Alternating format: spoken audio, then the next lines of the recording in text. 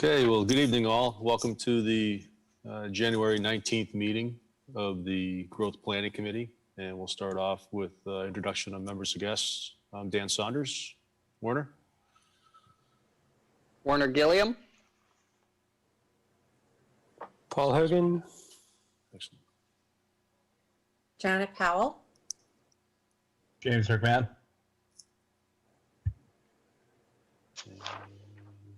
Looks like, there you go.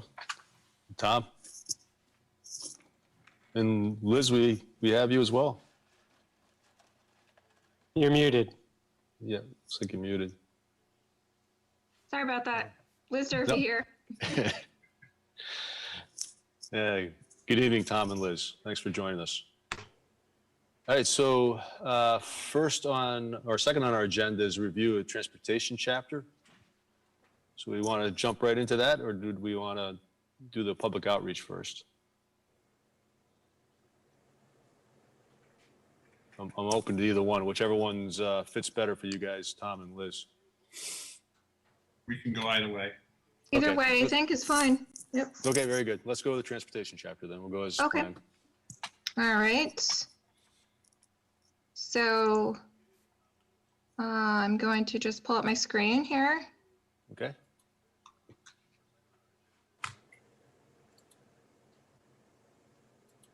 And do you see PowerPoint?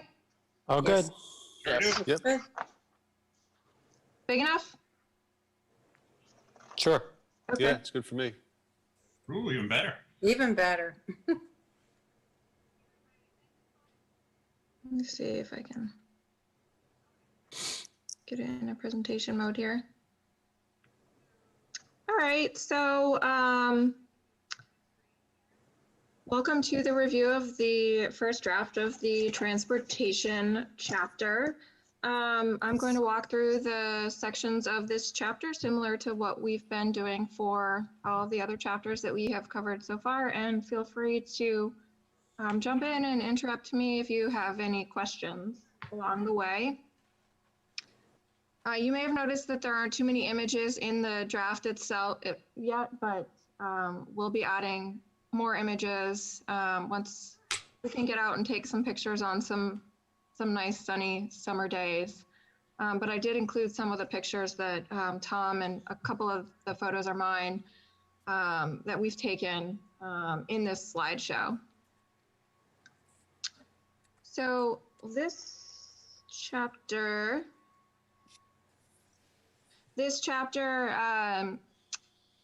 contains quite a bit of information based on what the state requires for this chapter. And I'll go over the outline of contents here.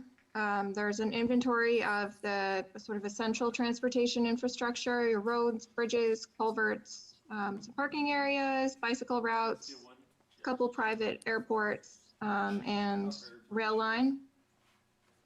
There's a summary of roadway and bridge condition rating based on what we have data available for. Recent projects and improvements and budget for future projects. Some data on revenue and expenses associated with parking, transit and rideshare services, traffic count data, commuter trends, traffic concerns. Few questions that I would like to ask the GBC tonight, and I'll also highlight some areas that I think we will really need quite a bit of public input on. One of those areas is a section on connectivity and accessibility to destinations, neighborhoods, and important assets in the community. There are summaries of regulations and design standards that pertain to transportation, and a short section on potential impacts of climate change on roadways. I'm not going to cover everything that's in the chapter tonight, but we can jump around and visit different sections if you have questions on content that I don't summarize tonight. So first, Our transportation inventory, there are roughly 84 miles of roadway, and this is based on the state GIS data layer that we have. And this includes about 55 miles of town roads. And the town roads on this map are shown in the sort of teal seafoam green color. The state aid road is shown in thick white, and there's a tiny bit of Maine Department of Transportation highway right down in Dock Square. There's 2 private airports that are shown here with these small orange icons.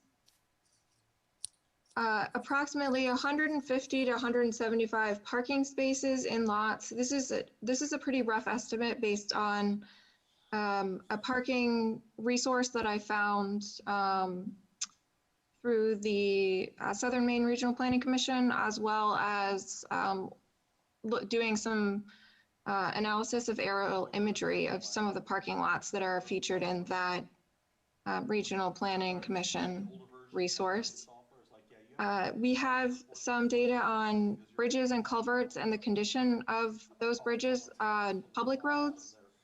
The GIS data set does not include the culverts on private roads. I think we touched on this when we talked about the water resources chapter, that there are more culverts on on other roads. There are about 1.4 miles of railway located at the museum, and then about 3 miles of abandoned railway along the town border. And there are no park and rides, scenic roads, or rest areas. Those are a couple other pieces that the state asks the comprehensive plan to report out on. One thing that Tom and I talked about a little bit while we were drafting this chapter and other chapters was whether there was any public ferry service. We weren't able to find that information. I'm still waiting to hear back from the harbor master. Reached out with a couple questions for him, but I'm curious if any of the growth planning committee members know whether there is ferry service or any type of water taxi in town. None. No, no, Okay. not what you would typically think of, you know, that meets that. Okay. Just a couple of thoughts on what you have there, Liz, on the transportation inventory. Mm-hmm. One suggestion would just, so the color on the map for the private roads, you might want to switch that up just so that that shows up a little bit. Color for the private. Yeah, just change the color on it. I may have some additional data. Well, actually, you should have had that. You know, you may want to just double check that data set that we sent for that we originally sent to you all off of the town GIS. Might have some clearer lines for some of the private roads. Yeah, I think if I don't use the hash line, it will probably show up better. Yeah. And we do have that GIS layer that you sent us, and there is a little bit of difference between the total miles of roadway. Would you like us to summarize the total number based on what you have in your GIS layer also? Well, I think The state data. I think I'd be curious just to see what the difference is. Okay, You know, sure. we shouldn't be that far off, but you know, yeah, I'm curious just to see what the difference is. And then the other question that I had when you all did the inventory of parking spaces. So I noticed in the chapter, that the sources were, I think, just using some Google imagery, probably just and vehicle counts. So for Cape Porpoise, my question is, when I look at the Google image that's in the chapter, there's a parking lot that's pretty clear, like it looks white. That parking lot is a private lot that's associated with a restaurant, that's kind of across the road from it. That's Pier 77's lot. So just if you all counted those spaces there, you probably want to take those numbers out because those are not available for public parking. Well, so Warner, what's the difference of what we're inventorying between private and public? Well, all of these other, that you have right here, so Dock Square, North Street, Colony Beach are, I think what we're inventorying here are public parking spaces in public lots. Right, but the tracks are private property too. So what's the significance of putting private property? Well, I Well, think the first sentence is Kennebunkport has a number of public parking lots that serve residents, and then the count is below. So I think it's clear that it was intended to be public. We can include private lots as well. I was basing this on the Planning Commission's parking map that they have, and they highlight these 4 lots, and they had a range of parking spaces, and I went and looked at the range that they had listed, and then compared it with the Google imagery. I did include the spaces in that white lot, so I can remove those. Yeah, because that seems high, that number. Yeah, it's just those are that's a private lot there that's for the restaurant, Pier 77. I think there is another parking lot in town that is, so if you want to classify these as like the use, so that if you're classifying like public parking that's not assigned to a particular use, like a store or a restaurant or something like that. We have a small privately owned paid lot that's in Dock Square. I'm just gonna guess there's not a ton of spaces there, but I mean that's a private parking lot. For public use. But for public use. Okay. Where is that Yeah. exactly?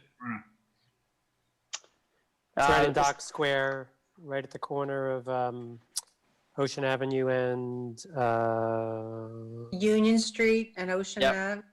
Yep. Okay. I think that would be a good one to include, because I think the overall purpose of discussing parking is to show what's available for the public to use. right, for general use, yeah. Yep. So I will add that in, and I'll take a look at the numbers in Cape Porpoise again. What about, Werner, Cape Porpoise seems to be unique in that it's public, but it's not really open to, much of it is not open to the public. It's reserved for fishermen. Yeah, no, that's a good question, because you've got the center section, of that lot there is primarily intended for the fishermen. And then the public just, kind of fits itself in, where space is available, or depending on the time of day, Right. when there's nobody, when the fishermen aren't there, then the public park's there. But But it looks, even if you get rid of the white lot, it still looks like there's a lot of parking there, but there really isn't. Right. They managed to fit them in around there. Oh yeah. Yeah. I think you'd get some pretty varied numbers depending on what area you looked at. Yeah, and so the water access point data layer that we have from the state does actually talk about parking availability at some of those points, and they have, they have reported that the Cape Porpoise Pier does have parking. Whereas some of the other piers and access points, they indicate that parking is limited. So based on what I'm hearing from all of you, we may want to include a little bit more information on the availability of parking in Cape Porpoise. Yeah, no, I think that's a good question. If you hear back from the harbor master, that would be a great question too, just to toss out his way, is to just get a better sense of, the parking situation there at the pier. Okay. Yeah. He could actually give you probably a much more accurate number, in terms of what kind of fits there in the, in the public / fisherman area. Mm-hmm. Okay. What about the lot? What about the lot on Ocean Avenue behind, what's the name of the town pier, whatever is there? Government Wharf. Government Wharf? Isn't that a public lot too? Well, public in the sense that it's public property, but there's signage there that indicates that that's for the wharf, that's for Government Wharf. Which means what? That just, if you're shopping in those shops, you can't park back there? It's intended for the fishermen, and for the pier itself. I don't know that the town has ever towed anybody out of that area, but it's not, it's not advertised. It shouldn't be advertised as a public lot for the shops. That complex there has its own dedicated parking. That's directly, it's right next door to it, but that's the intended parking for those shops. Great. Okay. So while we're on this parking slide, we might as well cover this question I have about usage. The state guidelines ask for an estimate of usage of parking lots, and I had briefly corresponded with Public Works about this issue, and didn't hear back that there's a lot of tracking of usage at parking lots by Public Works, which is understandable, but I'm wondering if we can include some anecdotal data or estimates on how busy or how full these lots are during peak summer, spring, and winter, that I can include in this table as just an estimate, maybe 25% full on an average weekday or weekend in the winter, for example. Do you frequent these parking lots enough to be able to estimate that? Or is this a question that we might want to frame in a slightly different way and put out to the public to ask, if they have a hard time finding parking, for example? Yeah. At a Well, certainly during the summer, they're full. I mean, Cape Porpoise Pier is probably 200%. They stack the cars on top of each other. The other North Street parking is generally always full. Mm-hmm. During As the is summer. Dock Square, As is Dock Square, yeah. as is Colony Beach. Yeah. Yeah, so What about, do we take into consideration any parking at Consolidated School? It's Like RSU 21 trailers, property. that? that's a good Yeah, I question. mean, That's not, I wouldn't identify that as Yeah, as a public parking lot. yeah. I mean, does it happen? Yeah, Yep. it happens, but it's not something I would want to have on a map identified Right. as a public parking lot. Yeah, they haven't given us any grief for people parking there, as far as I know.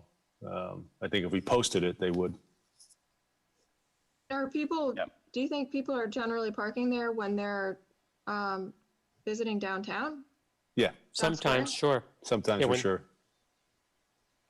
Yeah, it's really no farther than the North Street parking lot, kind of. Nope. Yeah, I mean, That's- with the tree lighting one year, we couldn't find parking, so we went down there and walked Yeah. up. Yeah. Okay. Yeah, so for Christmas, that's a good point. And the Christmas prelude, those 2 weekends were pretty full too, Right. depending on the weather. I mean, it's I most mean, of if the you're time going it's to do good some enough. kind of an analysis where it seems like it's full, then that would be Yeah.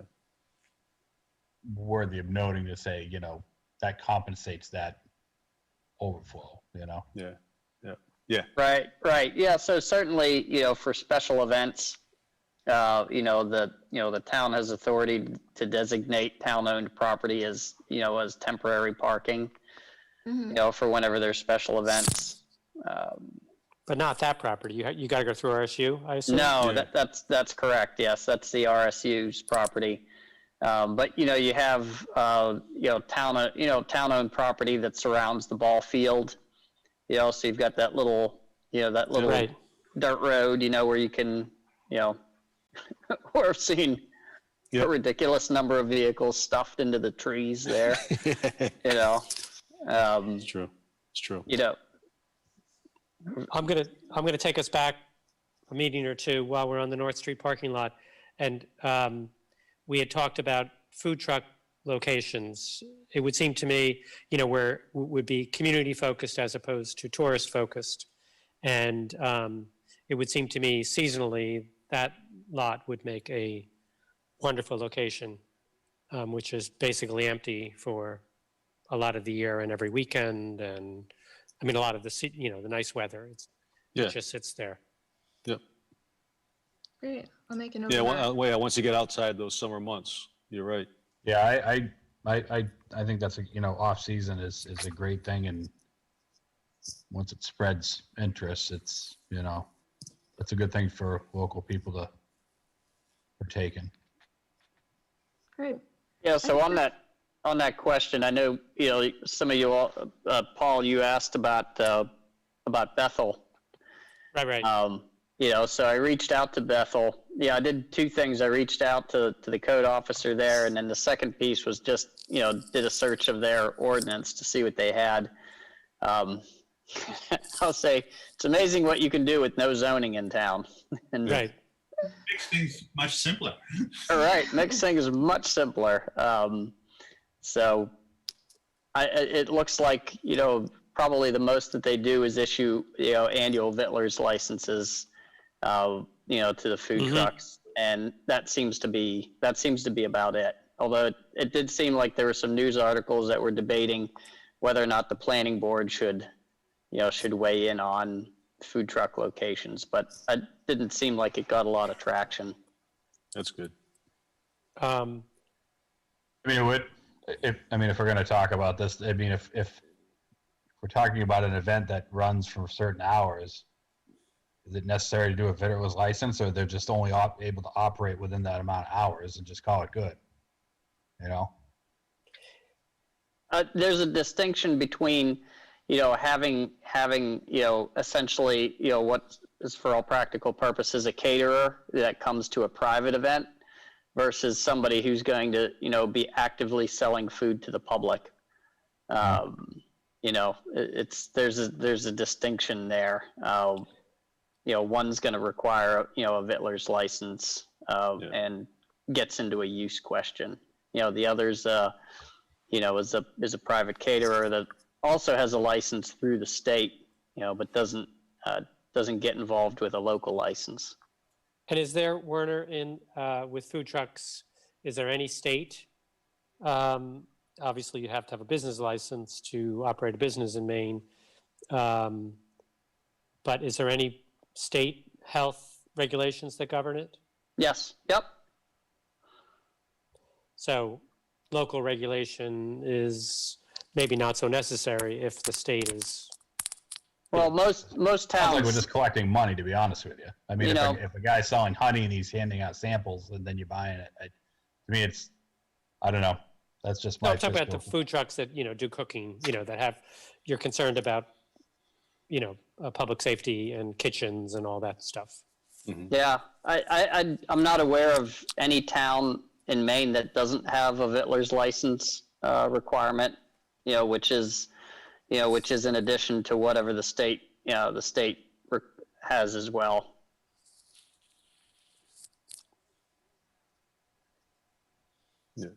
Sorry for that diversion. That would be Yeah. good to talk No, about. no in the worries. future. That's Yeah. okay. We are talking about transportation and food trucks are trucks. So it's not totally Yes. off topic. And I made a note about the North Street lot. And I think that we can revisit the issue of parking when we do some more public input too, because I think that people generally have a lot to say about parking availability.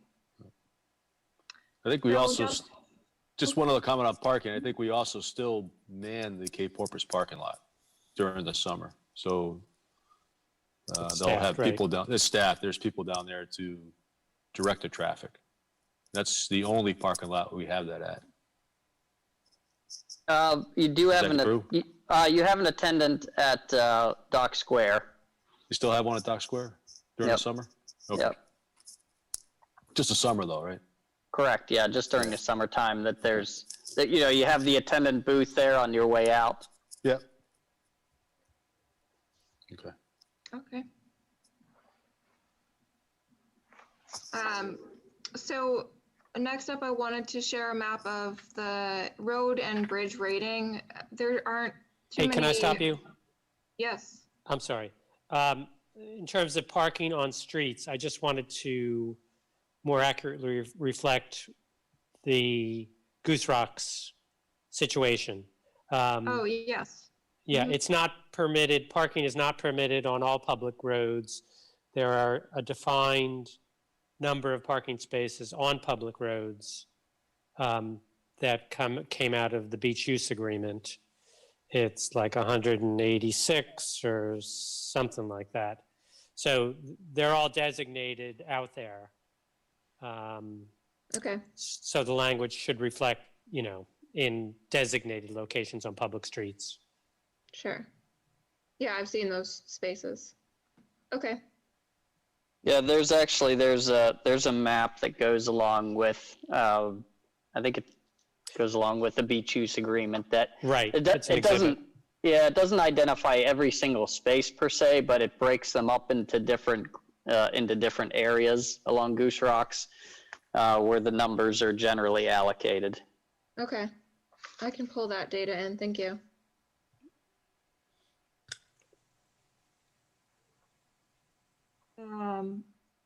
All right, so bridge and road rating, there isn't data on the road rating for too many miles, but we have the road condition score shown here for the state roads, and the bridge rating, which included a couple fair condition, a couple very good condition, one good condition, and culverts aren't given a bridge rating, but basically no poor or serious condition bridges, which was good.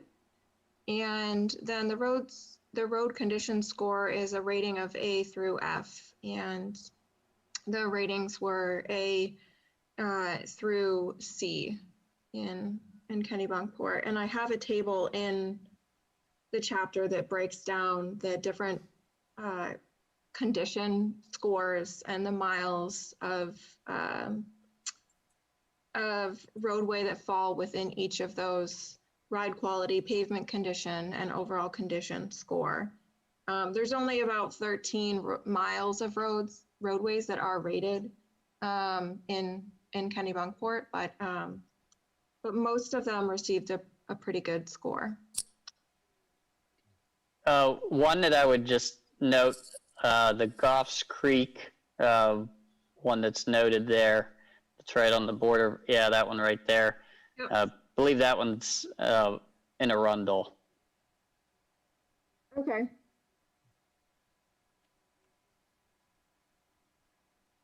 It's close, but I'll check yeah. that, yeah. Yeah. But that one, yeah, technically that one's in Arundel. And I know we have a culvert between Walker's Lane and Mailingwood on Beechwood. It's not shown on there. Yeah, Liz, do they how exactly do they Yeah. make a determination between bridge / culvert, because some of these, they're pretty big, even though they're technically culverts. Yeah. Are they talking just like, like that they're open on the bottom? So they're not technically It's based on around. the width, and I believe it is, I'm gonna double check, but I believe it's under 20 feet is a culvert. Okay. I'll have to. Bridge.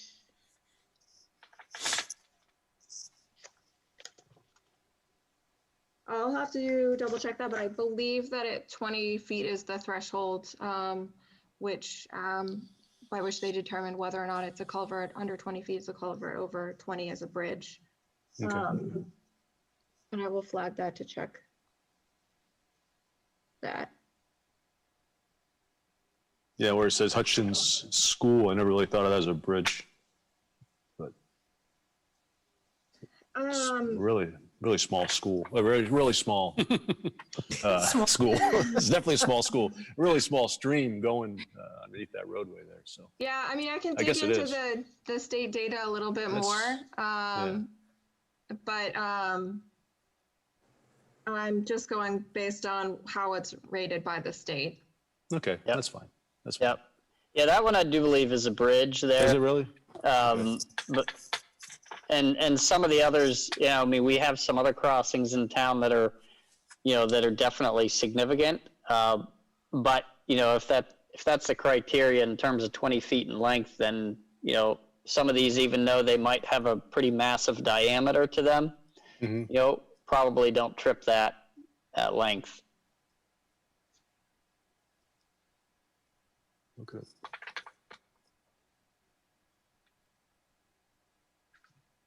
Let me see if I have this here.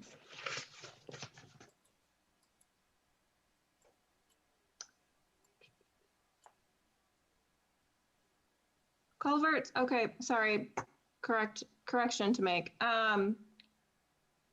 Bridges that are 20 feet in length on a town or state aid roadway are the responsible of Maine DOT. And minor spans, which are bridges that are at least 10 but less than 20 feet, are the responsibility of the municipality. And then culverts are defined as having a span of less than 10 feet.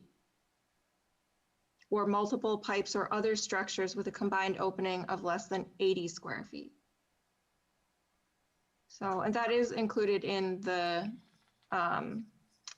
chapter. Okay.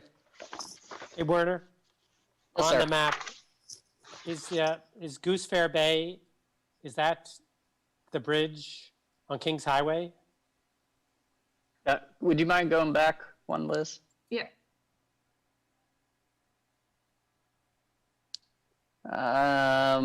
So I'm gonna guess that Beaver Pond Creek is the one that's on New Biddeford Road. Right, yep.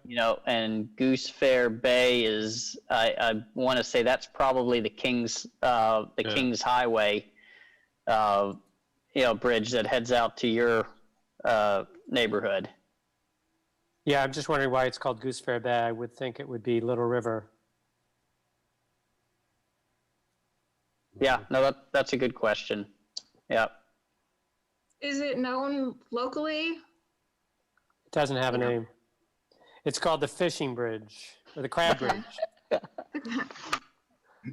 I mean, we don't necessarily have to stick to what the state uses for a label for these bridges. If they have other names that they're known by locally, we could add those in also. I mean, the Goose Fair Bay would suggest it's out in the bay, and it's anything but. Yeah, I mean, I would probably relabel that as, Kings Highway. Okay. I mean, the Dike Road, I mean, that's accurate. Mhm. Beaver Pond Creek, that's an accurate, representation. Yeah. And you can't call both of those Beaver Pond Creek, even though they're both on. That's right. Yeah, they do. They cross the same water body. Mhm. But Okay, I can change that to, I'll change Goose Fair Bay to Kings Highway.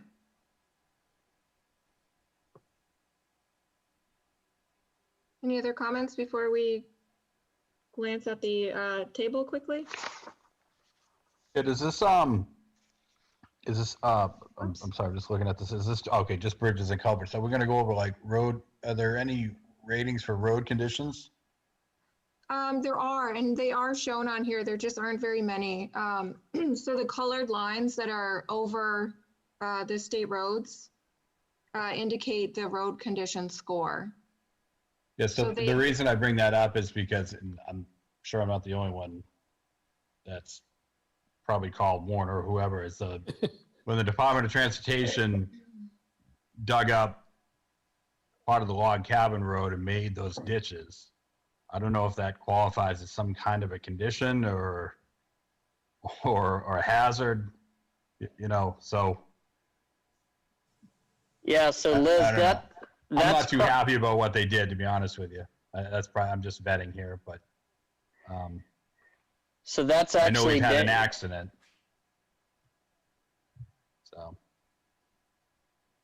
so that's data, Liz, that you wouldn't find that in any Kennebunkport data set for Log Cabin Road. You would probably, if you were gonna, make any comments on that, that would show up in data for Arundel. Technically, Log Cabin Road is in Arundel.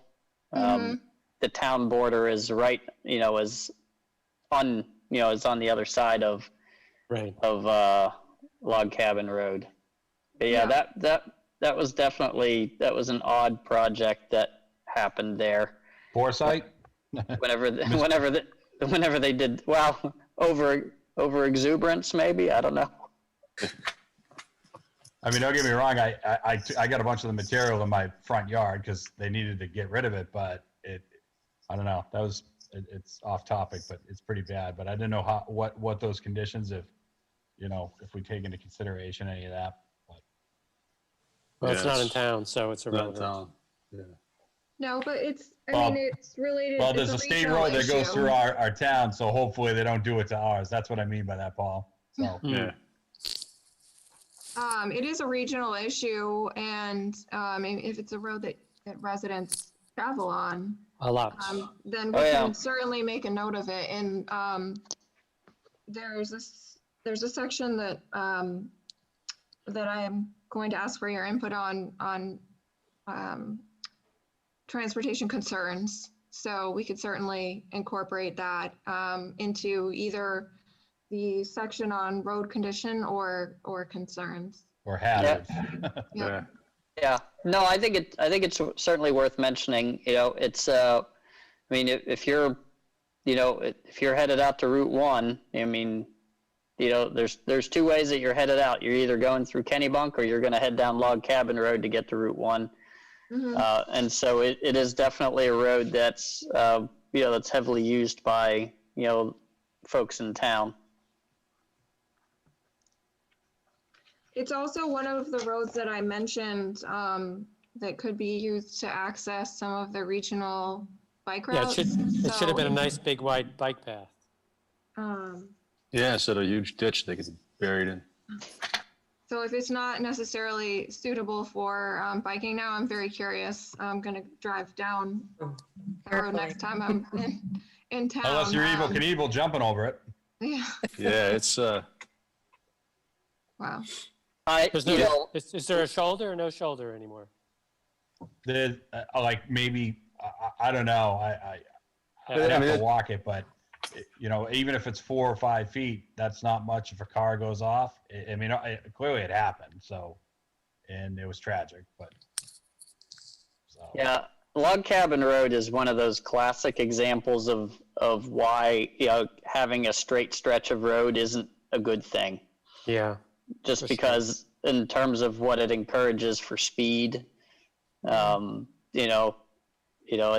the irony of many towns have spent years straightening roads, thinking that they were making them safer, and the reality of it is that many roads were actually safer when they were when they were curvier, just because people would pay more attention. Yeah. Yeah. In most cases. In most cases, yeah. We still have some bad spots. But yeah, no, that's a good one we should highlight, because we definitely don't want that to happen to any of our state roads. I don't know how that gets decided, if there's any input on our piece on something like that. That'd be unfortunate.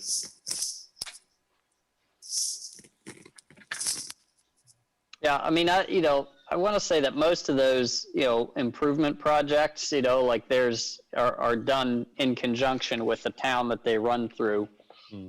Yeah. I mean, for instance, the state aid roads that run through the port, you don't see a town, or you don't see a state plow truck, coming through. Those are town, maintained roads, but we do get cost share in terms of doing improvements. So I suspect the ditch work that you saw there was done in conjunction with the town of Arundel, and that, some of that was done, I think, by local crews. Some of it may have been done by state crews, but I suspect it was a joint venture. Yeah. Okay. As All right. long as we note that as a concern.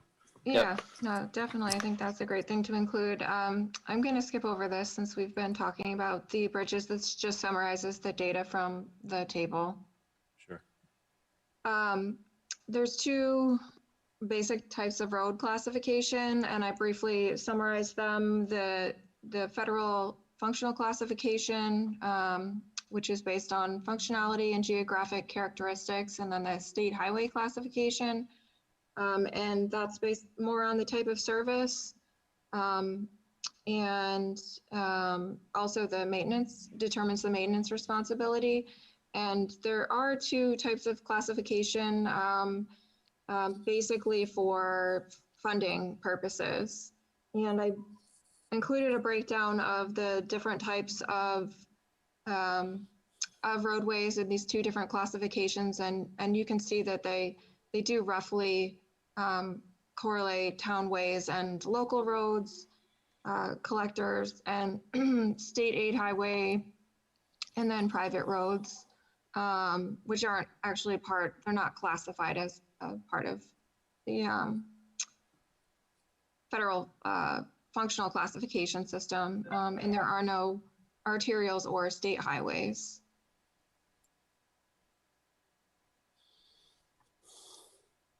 We touched on parking already, I think, so I'll scoot by this slide. I did get some information on the number of parking stickers that are issued for Goose Rocks Beach every year for the last 6 years.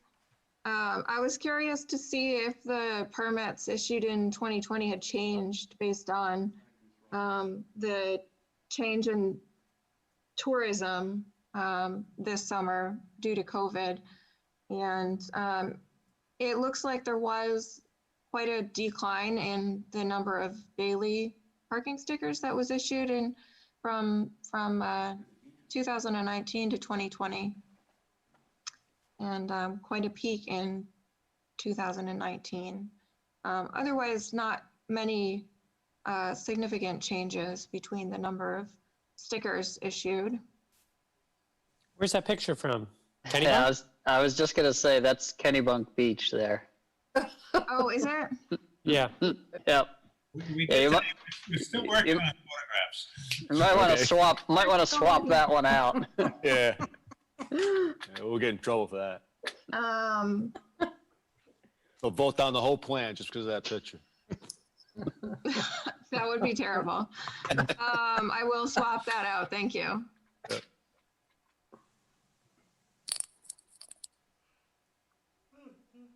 Bike routes is one of the sections that I'm curious to hear from you and from the public on which routes and roads are more or less bicycle friendly, and what some of the efforts the town has done to encourage biking in town. So I'm guessing this picture needs to be Yeah. swapped out too. At least the one on the left. Are there any official bike routes in Kennebunkport? No. No.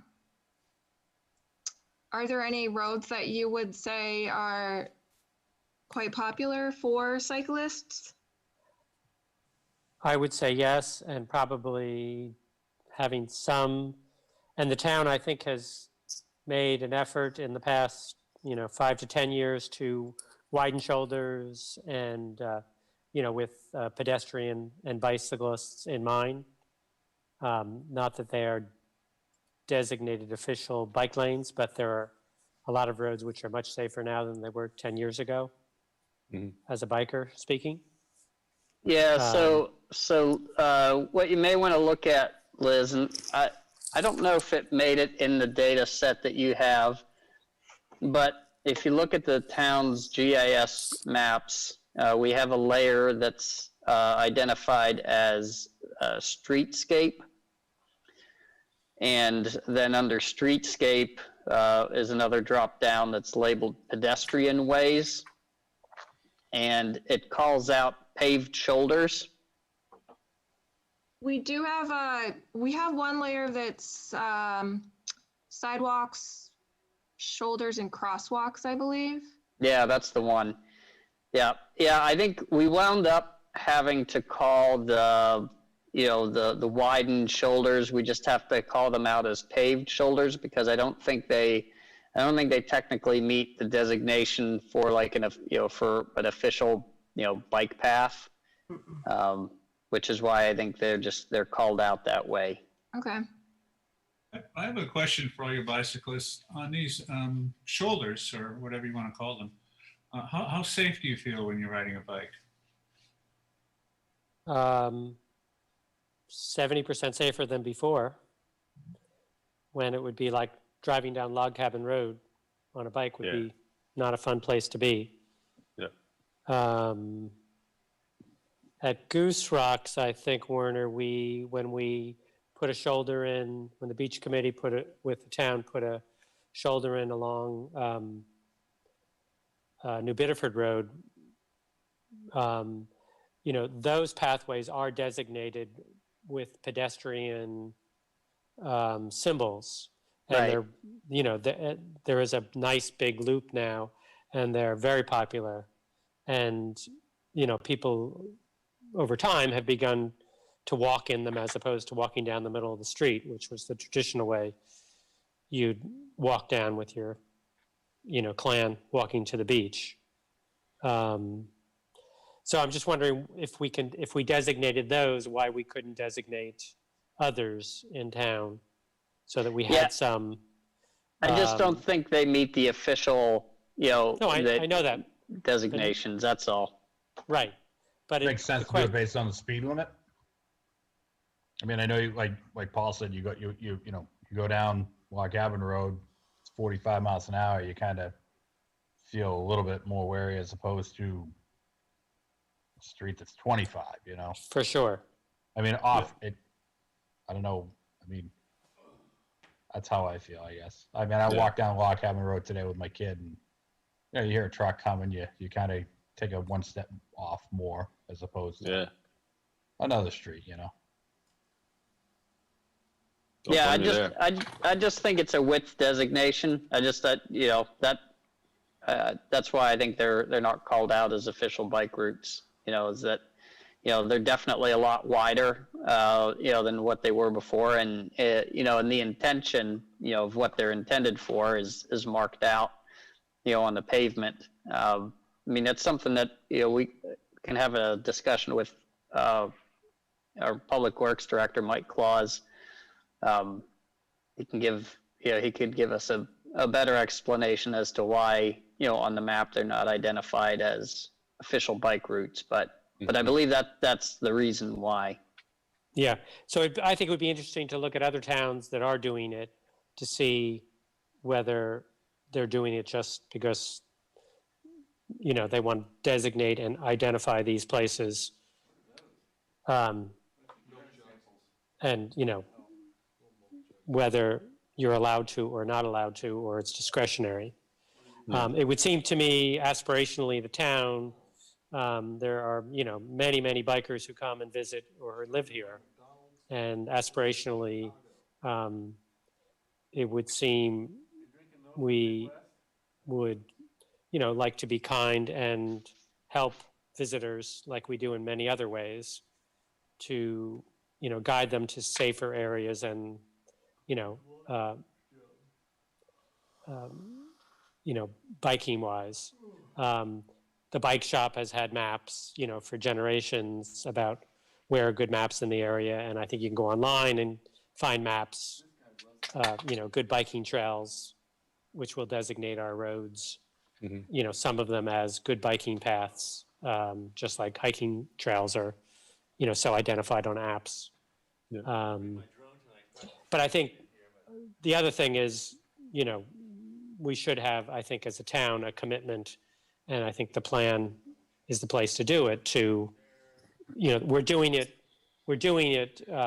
without it being in our comprehensive plan, I think. But it would seem to me that we should have a goal of establishing more, and putting that in the plan, so that when we look at roads, it's not just because Mike Kloss is a good guy and that it happens, but that it's in the comprehensive plan. Now, there's supportive language in there. Yeah. You brought me to my next question. My follow-up question is, and Paul, you and I are thinking exactly the same, that we should try to envision a comprehensive network of bike routes. So question is where do you think would be a good place to bike that, it's just not safe enough right now, but you'd really like to see change? From where I live out at the beach, there's been, great improvement by Route 9 now being a lot safer than it was, so that you can, do various loops on either quiet roads or roads with shoulders. I'd have to give that some thought, Tom. But the local people know where to go. They know where the good roads are. Isn't that really, are we defining that as a means of transportation or leisure? Yeah, both. Either way, my goal is safety, and sounds like you got like a patchwork of good bike routes here and there. Yeah. It'd be nice if you kind of knitted them all together, So I pulled this slide up, just jumped forward a little, because there is a section of the plan that, and this is a really rough draft with quite a bit of information on it, this map. But what I think one of the activities that we can and should do during our public engagement efforts is really work with the community to identify where people are traveling to, if they are biking to different assets in the community, and how easy is it to bike and walk to those locations, and can we improve both the on and off-road connectivity of those areas? So I think working with you and with residents to identify what those assets are that people are traveling to for recreation or leisure or other purposes, and how they're getting there and where the opportunities for improvement are. And I think we can loop in that discussion on safety and pull in the data that we do have on paved shoulders and see where some of the gaps are. Yeah, I mean, this whole subject we covered in the 2012 comprehensive plan. I was just doing a search on bicycle, which popped up 25 times. So, and it was in our capital investment strategy section, where we had established a strategic walking, bicycle, and alternative means transportation plan, and put some language in there. And there was some, I recall having meetings with the Kennebunkport Trust on connectivity of all their properties and a walking, path to get from one end of town to the other. So those things are out there. I mean, how much traction did we get on this? We'd have to go back and look at how we made out on those specific strategies. That's a real good tip. I didn't think to look there, but we will.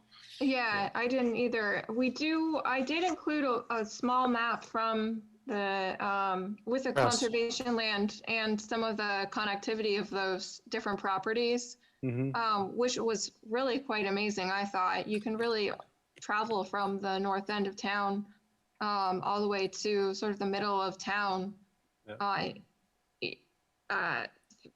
through the conservation land property. which has been their long-term goal. Sure. Yeah, it's Yep. pretty great. Yeah, and what you don't necessarily see even just with the parcels. So there's other properties that in some cases they have easements over, that make some of those connections. Yeah. And so I'm pretty sure they've got their trail data is available, on their website.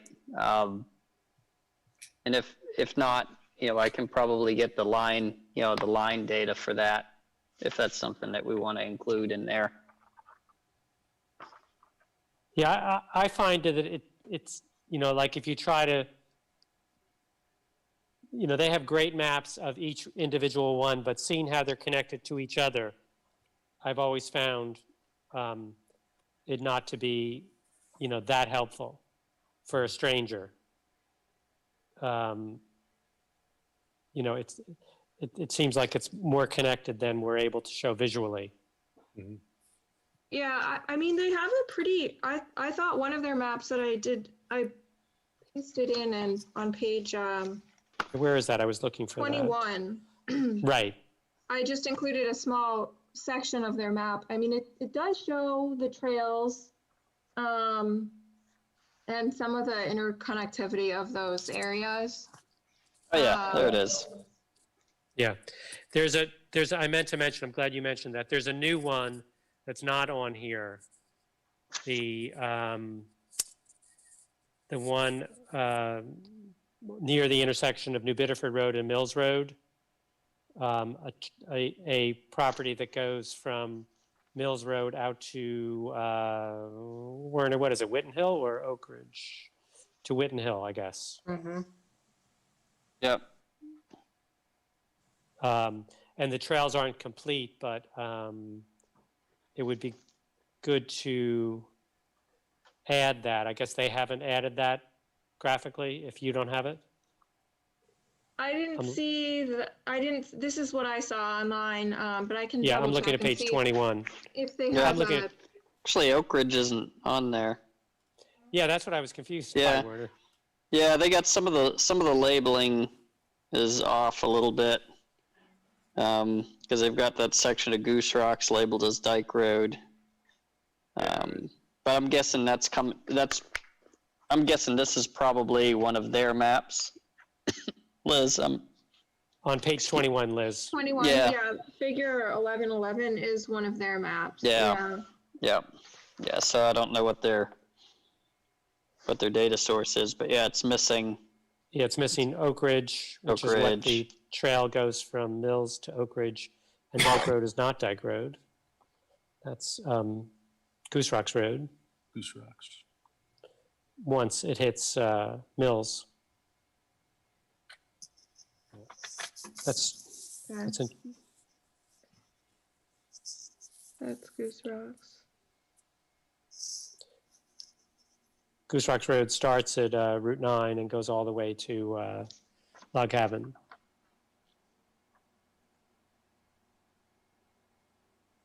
Even though it goes in 5 different directions.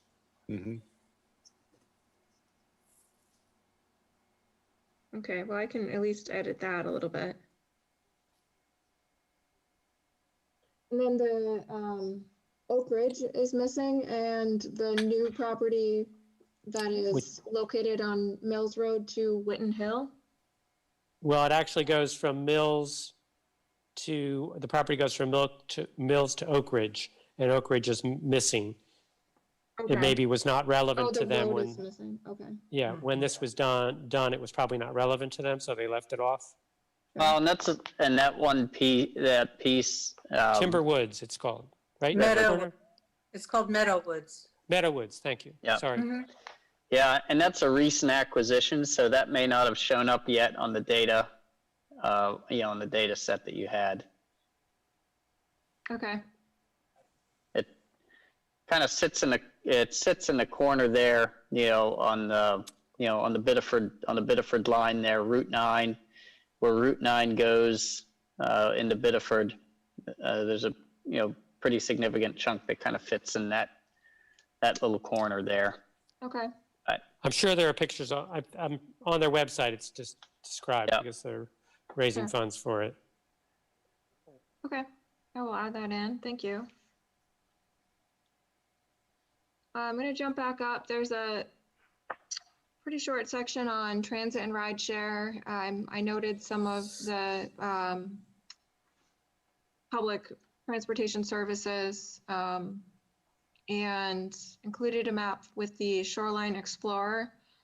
I looked at some of the regional data from regional plan on transit and found that the percentage of public transportation need being met in rural York County is just 16%. The baseline goal for the state is to meet 20% of the need for services. This data is a little bit old, but it's in the most currently available study of this nature. There's also a ride share in Biddeford. You mentioned, I'm trying to remember where it was in the text. Isn't it right near the entrance to the Park. turnpike? Yeah, Park Right and across- Ride. Yeah, Park and Ride. Yeah, which is a very popular one for people heading north. I can't remember where your paragraph is on that. On page 14 is the transit and ride share Right. section. You mentioned some park and rides, but you didn't mention that one. I'm just looking for that in the text. Oh, the park and ride? Yeah. Mhm. Page Okay. 13. Oh, it's in I 13. think I Thanks. mentioned a park and ride in Wells. Within Kennebunkport, there are no main DOT park and rides or state rest areas. Closest is Gray and York. Right. But it should say So there's one in Biddeford? Biddeford, Mhm. much closer than Gray. Okay. Yeah. Yeah. Right. Yeah, And Yeah, that might not, and Is the one that- in Wells. is that a new park and ride? No, it's been there for quite some time. I'll have to double check that. I did not see that in the, And is the Either way. train access there too? Werner, is that where the train access is in Wells? Yes. Yeah. I think that's a combined. The Amtrak station and the Mhm. park and ride are the same. They're the same location. in Wells. Correct. In Wells. Yep. Yep. Mhm.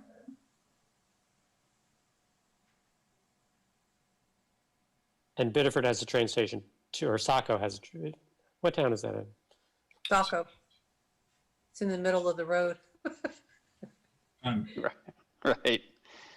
But yeah, in terms of the other, then the other park and ride is the one that's at the Biddeford exit to 95.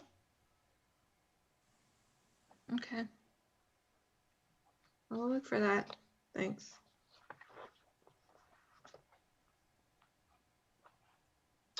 We talked a little bit about state assistance. I think Werner kind of highlighted the state role in providing some support. There weren't any specific projects that were listed in the state work plan for calendar years 2020 to 22. But the state does typically invest time and money in all communities every year.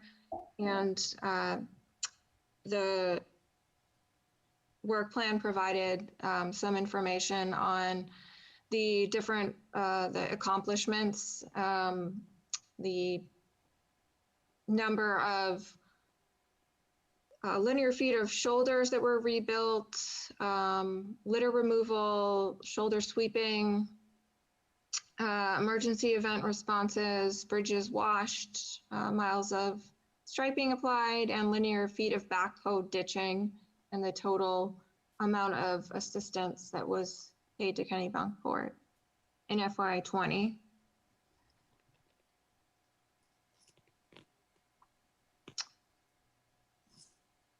Some of the proposed projects from the Kennebunkport budget included Wild District Road reconstruction and sidewalk addition, and projects on Walker's Lane, School Street drainage, River Road, Ocean Avenue from Kings Highway to Chicks Creek, and Fairfield Hill Road. And these are just items that are required to be identified in the plan. Any other projects that Werner, that you can think of that might not be listed here? I did have another section on recent projects, recently completed projects. Yeah. Oh, I'm charging my phone. Yeah, if you hold off long enough, you'll see what gets put forward, for FY22. Mm-hmm. When is that going to be issued, Werner, do you know? So, I mean, all the departments are going through kind of the first preliminary, draft budget discussions. So, those won't be put out for probably another month or two. But they're in, departments are in progress working on those. Yeah, and you can charge. Is the Fairfield Hill Road, that's public road?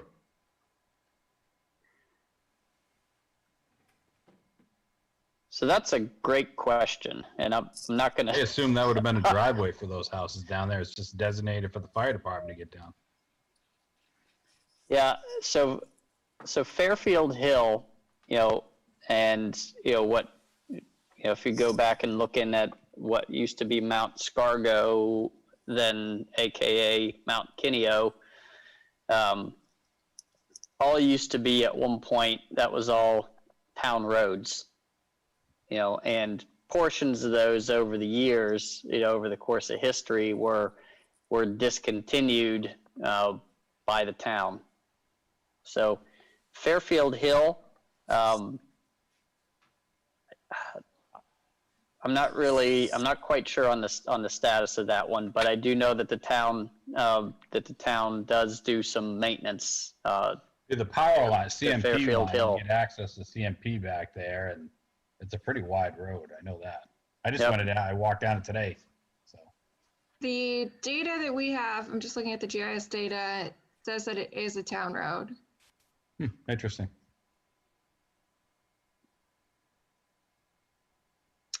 Well, we can certainly include the FY22 projects. None of our chapters are going to be finalized or wrapped up until the end of the project, so. Yeah, that's why I brought it up. Figured, Great. Yeah. So I will update that. I pulled up this slide already as a sort of a placeholder to talk about connectivity and accessibility. And again, I think this is an area that we really want to work on with the public, to talk about where folks are going and how safe and easy it is to get there by bike or foot or vehicle. I have included some of the water access points on here for now. That's one of the items that the state asks municipalities to consider, is how accessible waterfront access points are. And there are there are ratings for how accessible those access points are, and there's a table, quite a long table in the plan for each of these sites that has some information on parking and at each of those sites.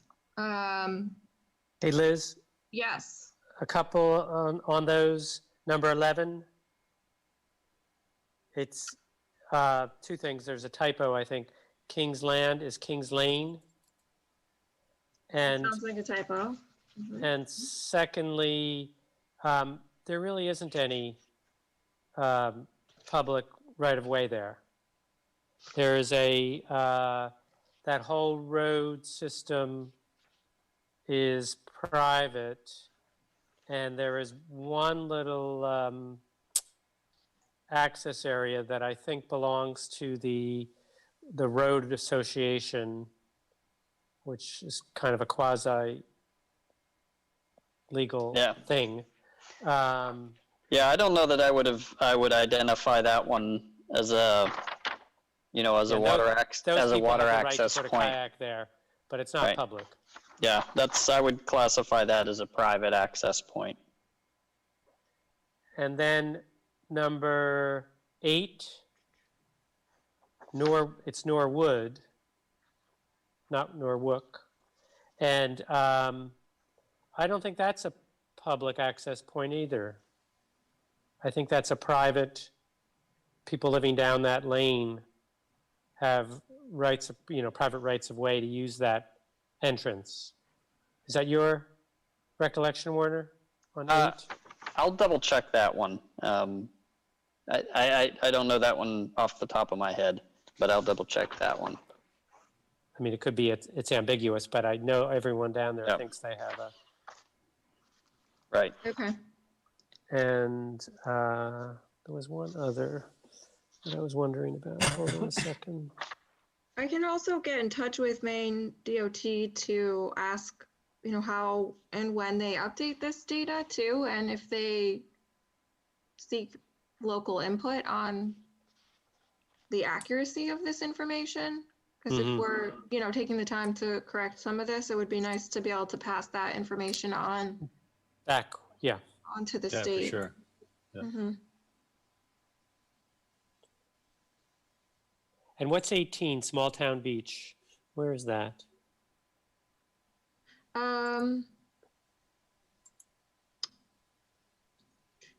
18. It's almost to the left of the arrow at the bottom. Yeah, no, I'm wondering where that Oh, is in reality. Does it exist? okay. Is there a? Yeah, that's a good question. I'm not quite sure where that one. Is that Isn't- past? No, yeah, I don't know where that one is. I can, Yeah, I couldn't. 17's that area after the Bush compound, right? Right, and there. So this 18 would be up from No. that and up Well, one of those it little looks- back roads, maybe. Yeah, it looks like it's in the neighborhood of like Seaview and Windermere. Right. Yeah, exactly. That's But I didn't- probably Maybe there's some. private. Yeah, I wonder. I can pull I up mean- this. There are a couple of houses that do, two of them were on the garden tour 2 years ago, and they're right across from Bumpkin Island, and the two owners have paths in their yards because they said that it's accessed, it's public Oh. access, and I've seen people walk back and Oh, forth. no kidding. Yeah. So is that where 18 is?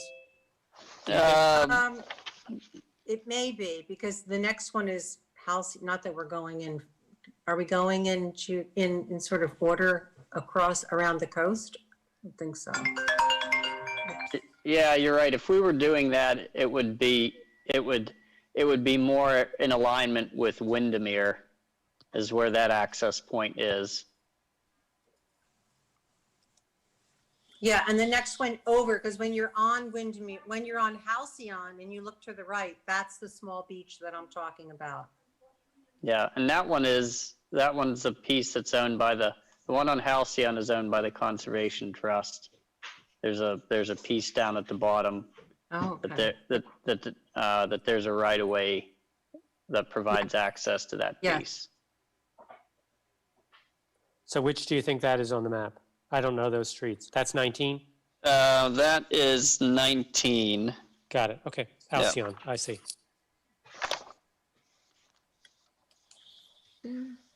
Yep. Yeah, and 18 is probably meant to indicate that one that goes out to Bumpkin. Mm-hmm. Got it. And these don't distinguish between boat access or human access, do they? Because some of these wouldn't be appropriate, unless you had a small kayak, I guess you could walk it down, but, Right. Yeah, Turbot's Creek is kind of like that. I don't think you can put a boat in there. oh, people do all the time. Oh, they do? Yeah, because there are moorings there. Right, right. Well, and I think I said this, we talked about this before. We worked with the state a number of years ago on working on, boat launch areas. And that may be where some of this data came from, Liz, might have come from that project. But there were some spots that we, just because they were difficult, even though, local knowledge allowed, people know where they can put their boats in. But some of these areas, and Turbots Creek is a good example, of, local, that's fine as a local knowledge, access point, if you're going to put a small boat in. But, we hesitated really in terms of identifying those on, like on state level recreation maps because there's no parking down there. Right. And, practically speaking, the last thing we wanted was somebody to, be driving down there with, some 25-foot boat. Yeah. Right. Exactly. And where you park is really the access to the roads that go to the fish houses and to the right, so. That's Yeah. correct, yep. Yeah. So, If that happens, they'll just blame the growth planning committee. Yeah, so we'll just change limited to none, and we'll be okay. right. Right, exactly. I mean, that's Yeah. that. And then we're covered. Yeah, right. There is quite a bit of information in the data set on these different access points. For example, I can add a column on whether or not there's a ramp at these sites. Power, access to power, water, bait, fuel, that sort of thing. If there is additional information that that you would like to see with these waterfront access sites. It's also something that we could explore more, or I should say in a different way, other than just looking at the road access and parking in the recreation chapter. I mean, if it says ramps and and assuming that there truly is a ramp, Right. then it might be okay to put that because I would expect that most of them's no. But I certainly haven't been to all these spots. Yeah, it looks like there's only 4 ramps Or, listed. yeah, so if it's a ramp that truly could be used for public from somebody who doesn't live in town, could come and put a boat in and then have a place to park the vehicle, then it might be okay to add. But if there's no place to park, I'd hate to have that added then. Because it Well, would suggest, And I think that's the tricky piece of it because, technically we don't have any, public boat ramps, in Right. town. Okay. Certainly not one that, that folks that when they go looking for boat ramps would say, oh yes, that's a ramp. yeah. So this data set is calling the Cape Porpoise walk-in launch area a public boat launch. Is that accurate? The Cape Porpoise one? Yeah. Can you put a motorized boat in there, Werner? Most of what you see is just, at Kayaks. high Yeah. tide. Can you Yeah. put a proper Yeah, boat in? I mean, technically, yeah, you could probably, on high tide, you could probably, shoehorn a small whaler in there, But you're not launching your, you're not launching really anything bigger than that there. Yeah, it's Put it this very way. limited. It wouldn't be pretty. All right, well, I'll add in the ramp or just flag the 4 sites that do have a ramp. Is that the only ramp that's public? The other ones are in private? No, it's not. Where else can you? So let's see.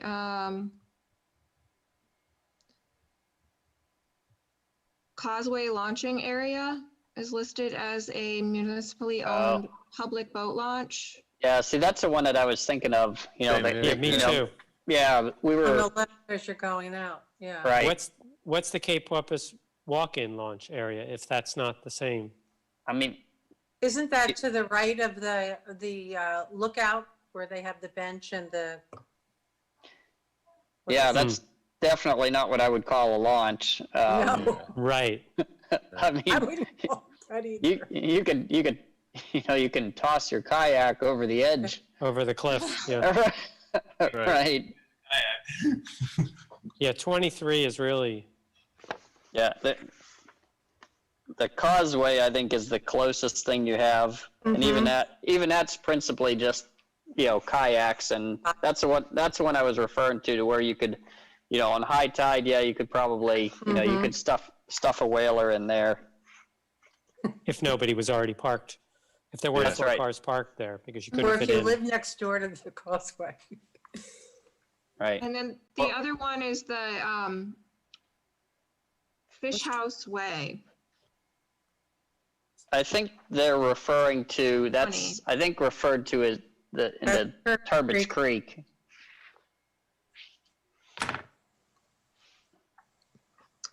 Well, there is one. Well, it's number, They're both listed, it looks like. 4.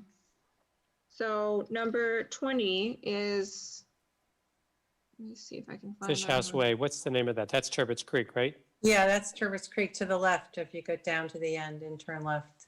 Yeah, it looks like there's some duplication there because you've got number 4. Right.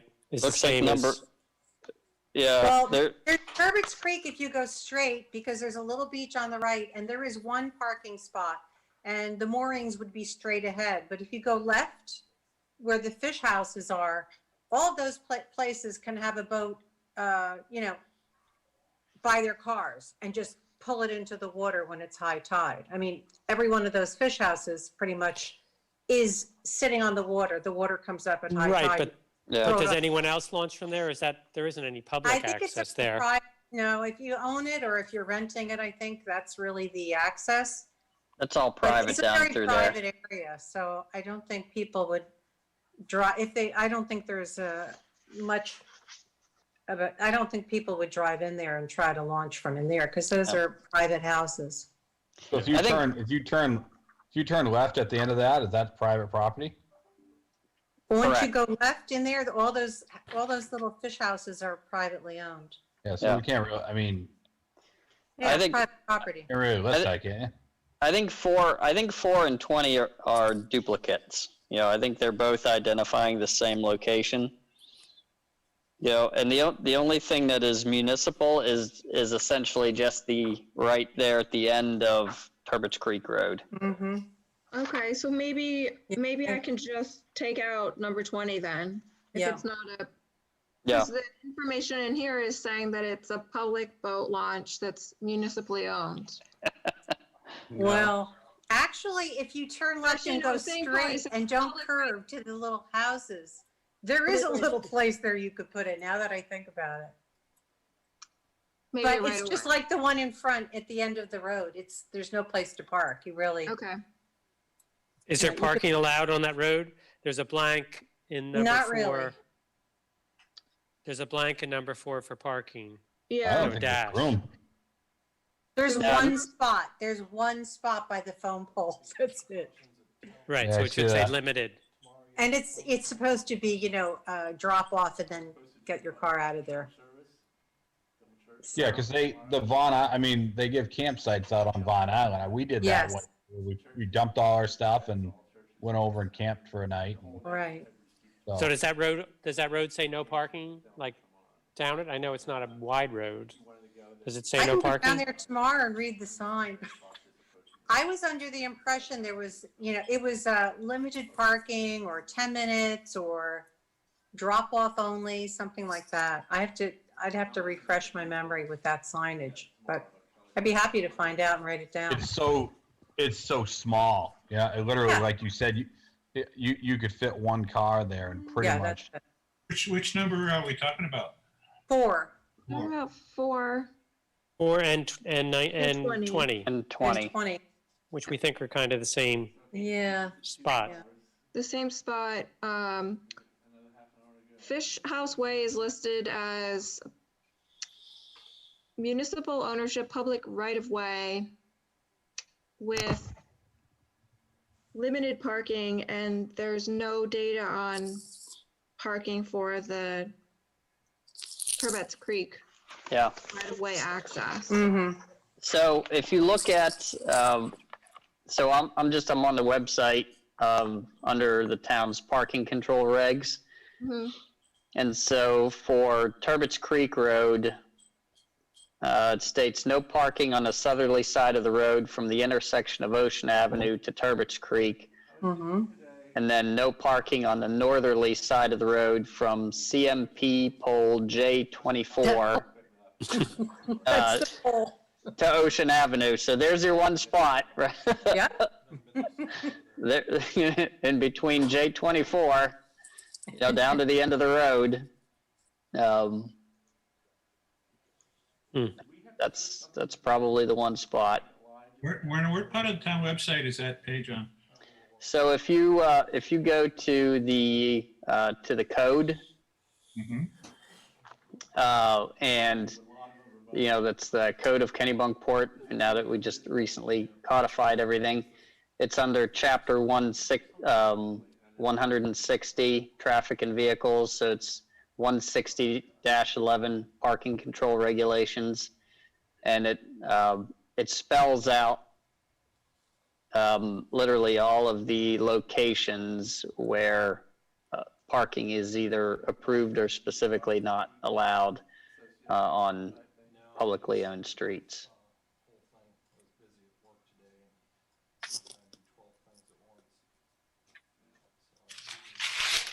All right. For now, I will flag those two. I'll make the corrections to 8 and 11 and flag 4 and 20.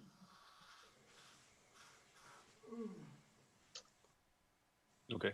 We talked a little bit about the sidewalk data, and I will pull that out and map that either separately, or it might end up in the connectivity and accessibility map. But I was wondering if the town has had any official sidewalk inventory, and or if the sidewalk data that's available in the GIS data is fairly complete, or if we should assume that's sort of the extent of sidewalks. I think it's fairly complete, but I would touch base with Mike Claus, Public Okay. Works Director, on that one. I know they have a working, a working GIS inventory that they use, that may have some different data than what's been updated here, in Okay. the town GIS. All right, and the other item I wanted to chat about was whether the town has discussed adopting a complete streets policy or guidelines. Complete streets being streets that are designed for all users. They look different in urban and rural areas, but generally focus on providing safe and comfortable conditions for all different types of users. And as a number of communities around the country have adopted policies and guidelines, and just curious whether this had been a discussion or something that Kennebunkport was thinking about doing. I'd assume this would be a given. It's not, we don't have any interstates. I assume this would be a given for us. What do you mean? I can't imagine there's any streets that are hazardous, I wouldn't qualify, but Well, the policy is more designed to ensure that that the design of individual roads is really focused on creating like a safe environment for pedestrians and cyclists, and that can be completed through installing roadway medians, different signage or roadway markings to clearly identify where there may be cyclists, widening shoulders for cyclists, installing sidewalks, other types of traffic slowing, street designs, things like that. So it's not necessarily something that your conventional roadway would have. There's a practical matter where it would come into play is if the town were to adopt a policy, and then there was a major upgrading of a segment of roadway, or a real estate developer was forced to upgrade a major segment of roadway, the design would have to accommodate bicyclists and pedestrians in addition to cars. Mm-hmm. So And that would, potentially buses. yeah. So, so your suggestion here is encompassing in two different things. It's, it's looking at, future development that may occur, in private subdivisions, but also looking at major road reconstruction for municipally owned roads. Exactly. Now, the municipality could adopt a policy and then try to back their way out, but the developer, you could definitely you'd have some leverage to make it come out for, pedestrians and bicyclists. Yeah. Yeah, I mean, I think that, the town as a matter of practice, whenever there've been major, road reconstruction projects, have looked at those projects with, these types of things in mind. Is there a specific policy that's been adopted that's, that gets into the specifics? I don't believe we have that. Then the other aspect would be, suggested, would be looking to make suggested changes to the subdivision regs within the, the road standards that are in the subregs. Mm-hmm.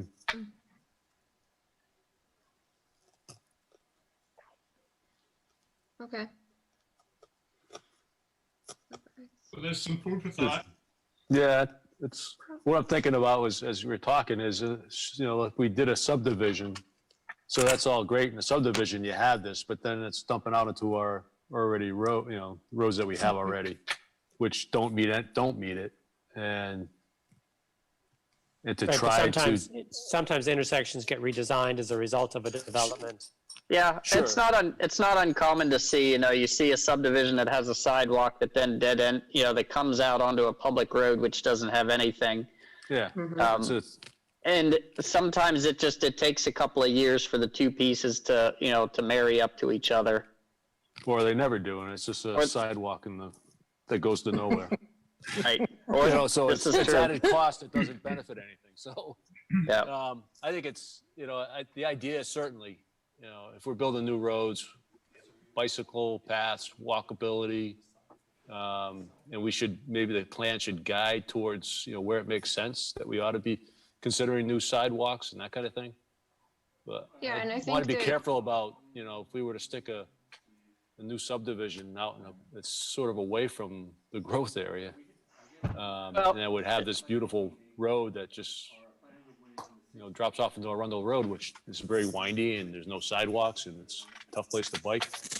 And Yeah. Yeah. And the subregs do speak to that, of where, if a subdivision's within the growth zone, that, it highly encourages sidewalks within those subdivisions. Okay. But, for instance, the, subdivision that was done, off the Oak Ridge Road. The name's escaping me at the moment. Yeah, I But, know you're talking. Yeah. that one, when it was initially, approved by the planning board, was a gravel road. out through there, Yep. in a pretty rural area. Yep.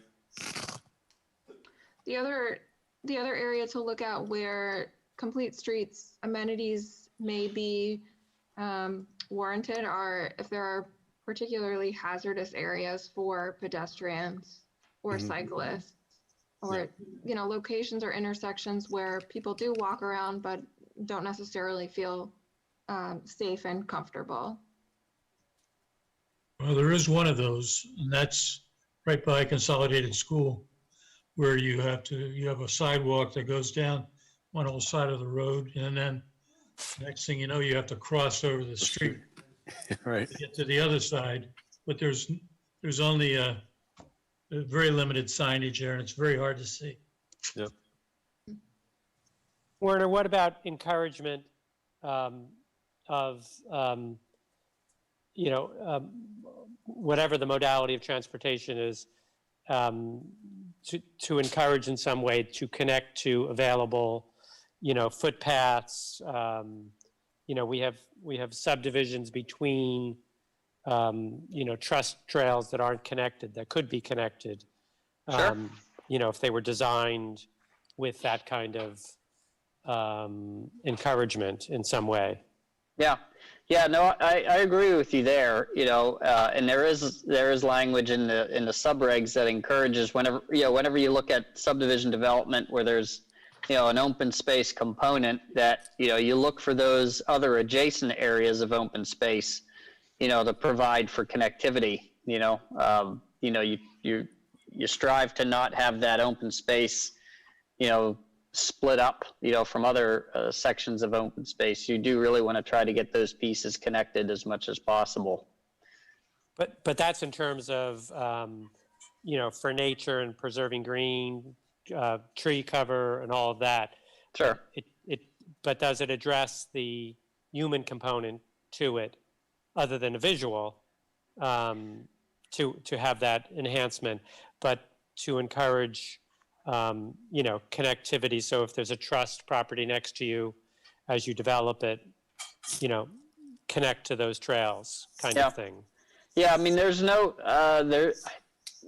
requirement within the subregs, for a developer to put in trails through their open space. It's so that may property, isn't it? I mean, are we talking the difference between private and public? We're just encouraging them to do it. Well, and that's a good point. Jim, is that whenever you have open space that's part of a private subdivision, what do you do with that? That's So private that's property. right. Well, it is, but in Maine, half of the trails that are used, all over three-quarters of the trails that are used for snowmobiling, for hiking, for walking, are across private property, and that's been done for generations, and the law protects landowners from being sued. If someone gets hurt on their property, it's all done to encourage public access. Yeah. So in the spirit of that, which has been a long-standing tradition in Maine, it seems like we're going against that. Yeah, Well, that's a I good point. think the term you use, encourage, is better than imposing. I'm not Yeah, sure. suggesting that. You could put a carrot out there for it, right? That if you were to take your open space and set it in a way that would make it contiguous and open to the public, you get some other benefit in the subdivision. I don't know what that would be. It'll be interesting to see how that plays out. I mean, you got the difference between, it's that balance between privacy and, encouraging, the outdoor. Yeah, or even portions of the open space. So you have that interconnectivity that we're looking for. I think we have this weird thing going on where because of, physical location to the water, we have every place within 20 miles advertising our beach. And yet you go to any one of these properties and you see big keep off, no public access, no, private road. Now, like at Goose Rocks, it's widely ignored. Everybody's walked on private roads for 100 years, and people will continue to do that. But it just seems, it seems like, I know we don't allow gated communities in Kennebunkport by design. But It's tough. I mean, my buddy in Phippsburg, he owns a beach, and he allows people to go there, but it's still a private beach, and Well, I think I think sometimes one of people abuse it, and he has to tell them, you got to be, this is a private beach, and they just assume it's not, I think one of the bigger discussions, and this is back to, acceptance of private roads, for public, use, Yeah. I mean, I think that's Good point. the first key right there is that, you can't, you can't, push public access onto a private road, to get to a section of open space. I mean, I know that's been selectmen have had a fair amount of discussion of that in developing their policy, that talks about, all right, if we're going to accept this road, then there needs to be some kind of clear identified, Connectedness. public benefit to it. sure, Yeah, which absolutely. makes a lot of sense. Yep. Now, it's not outside of the realm of possibility that a developer could donate their open space to the town, and you could create, if there was an open space area that that was of such a significance that we said, yep, that's really one that wants to have public access to it. I think there's certainly room to have that kind of a discussion, to say, all right, well, there's the public benefit, to get access to that open space. Right. So do we have the freedom to provide them with a benefit, whether it's smaller lot size or whatever it may be, to obtain that? No, because what's tricky, with that is that, those are discussions that happen at, at a planning board level, in terms of part of the design. And, while the planning board could certainly make suggestions and recommendations to the town, you have a town form, your town meeting form of government, you still got to go through a town vote to, to publicly accept a road, in terms of the ownership for it, and, it's a process that has to also go through your board of selectmen to even make it on the warrant to begin with. Right, right. Yeah, that'd be interesting. That'd be an interesting thing. I mean, I don't want to throw out the word favoritism, but if somebody's allowed to say, hey, here's a piece of public property so I can build what I want on this cluster, can I do it over here? And you let them do it, so you should allow everybody to do it. But Yeah, I mean, I think there's, there's just a lot of, there's got to, there has to be a lot of buy-in, I think everybody has to be on the same page, between, whether it's, your board of selectmen and the developer, everyone's got to be in a pretty good agreement there. yeah, One of the problems with that is that it costs money. It costs money to maintain the road. Once you make it a town road, it costs money to clean it, salt it, and everything else. And Right. that means more trucks, and more trucks mean higher budget. So that's the kind of skivvy I get when I talk It's about it. Warner, is the board of are they kind of have a stance where they don't want to take on new roads? Yes. I remember being part of Yeah. meetings where they basically Yeah, don't I- somebody wants to make something a public road and they say nope. I'd say that's a pretty fair statement, that, unless there's a pretty, kind of clear and compelling reason, to public benefit, that the selectmen aren't interested in taking over any more private roads. In a most recent discussion, with, I'll give you another example. One of the last selectmen's meetings, there was a discussion with the Colony Hotel. The Colony proposing a sidewalk up Colony Avenue. And my sense is that the selectmen, were approving of the construction of that within the right of way, but we're not necessarily interested in taking over the maintenance and ownership of that stretch of sidewalk. And I think it was a question of public versus private benefit. Right. So, but, I mean, one thing that may be worth doing and to think about for a strategy associated with this is if we had like an overall plan for how, if opportunities were to present themselves, we would like this little parcel here or this piece here or that piece here to help with having contiguous properties and walkways and for public use, and pre-identify those. You know, for instance, if the village parcel had been pre-identified in a comp plan, 10 years prior, saying if this ever came to be, this is what we would like to do as a town. It might have been a little less heartache over that purchase because it had been already pre-planned or pre-approved sort of in a comp plan. That's the kind of thing we want to do, that we're willing to make some changes to our subdivision regs or make some adjustments here in order to gain these specific open spaces that are going to help with the overall contiguous. You know what I mean? I think if you're looking at that, I mean, I would delve into that very cautiously. Because pre-identifying private pieces of property for potential municipal purchase is a real tricky. It's not an eminent domain question. Absolutely. It's a matter of saying, identifying and saying, there's this, I don't know, predetermination that, you've got a willing seller and a willing buyer to that. So I just caution. I started off this conconversation and I was thinking I was not thinking of any municipal purchases.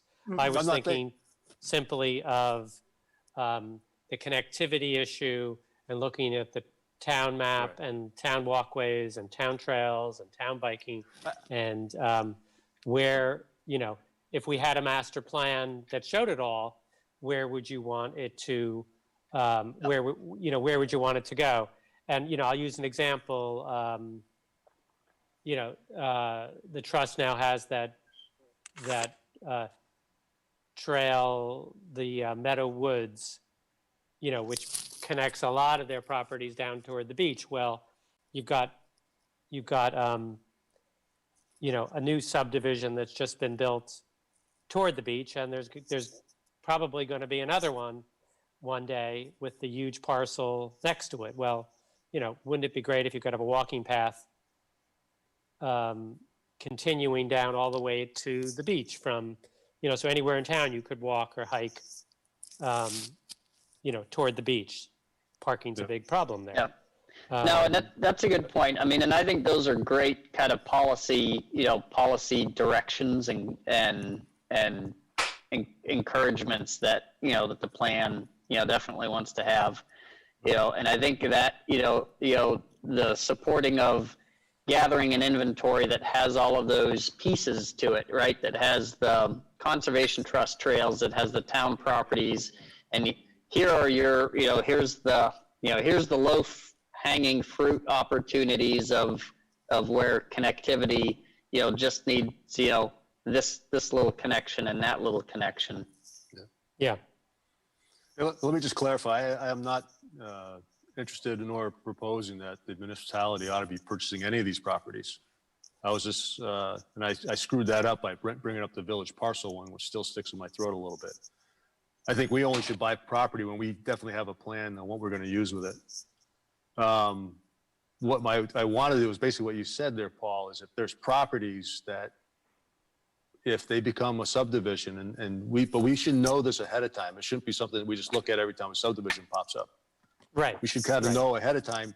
It'd be great. This nice big piece of land, if that ever turns into a subdivision or someone's going to do something with that, maybe we can work with them to cut off, the 3 acres in the right-hand parcel, because it will connect with 2 other pieces of property and right. provide They a need the greater open walkway. space anyway. Exactly. That's what I meant. And I apologize. It's kind of what the trust has been doing for 30 years. Sure. they've had a sort of a master plan about connectivity. Right. So it would be, for pedestrian and bikes. Right. So it would kind of be building on that to see Great idea. whether the town could, support that activity through some kind of a policy so that when a property comes up, there would be an incentive or a encouragement from the planning board to, hey, why don't you do this? Right. And I think if you had that in a plan that you could reference in the comp plan, then you would get Yes. away from the concern of, well, you offered it to that guy who did a subdivision here, but I'm building one over here that, why don't you Right. give me that opportunity here? And you're like, well, it's an open space that's not tied to anything, or it never will be. So there's no value to the Yeah. town. So that, that would be a good, a policy as well as a strategy to develop that. If you keep the discussion at a conceptual level, you'd avoid some of the legal booby traps too. Yeah. Sure. Okay. Yeah, like just pose the question, wouldn't it be great if we could get a pedestrian from A to B, but you don't say exactly how, And then, Right. then if the opportunity comes up, you jump on it. The other thing I was thinking, listening to this discussion was, is this something you guys would think would be appropriate for a survey question? Ask the citizens, like, can you tell us some places where you think would really be great if the pedestrian could go from this place to that place? And let them kind of provide some of the raw material for thinking about it. In regards to private property? No, just in general. I'm trying Just to in get general. actual, yeah. Yeah. I think it's definitely an area that the more people that contribute to the conversation, the better data and information we'll have. So I think it would be great to get some public input on that item.